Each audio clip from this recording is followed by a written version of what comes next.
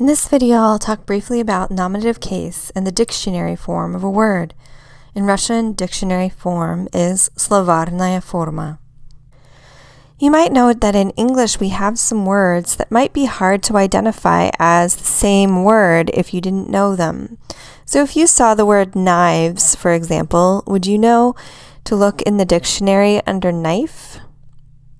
It's something that you've had to learn: have, haves, person, people. This is the case in Russian as well. Sometimes when the word changes form, it's hard to identify what its dictionary form would be. So I have a few dictionary form tips. When you learn a new word, learn its dictionary form. This is a form that's given in your glossary and that's given in most dictionaries.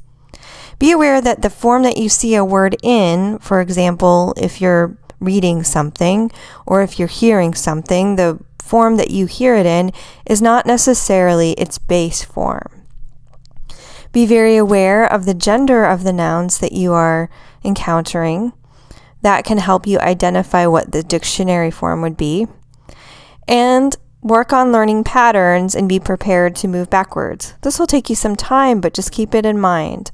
When you see a word, realize that you might have to kind of go backwards from the form that you see back to the dictionary form.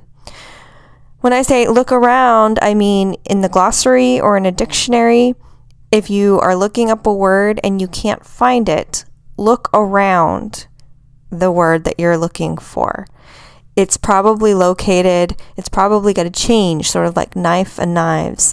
You'll start to learn some of those standard changes, like in English where we have F to V here. It's obviously pattern, right? Because we have knife, knives, have, haves.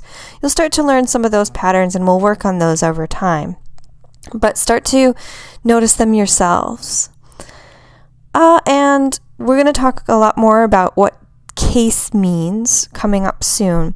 But know that when we say nominative case, we mean a word that's in the dictionary form.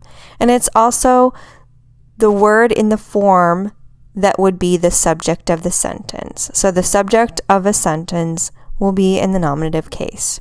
Again, we'll learn more about this very soon.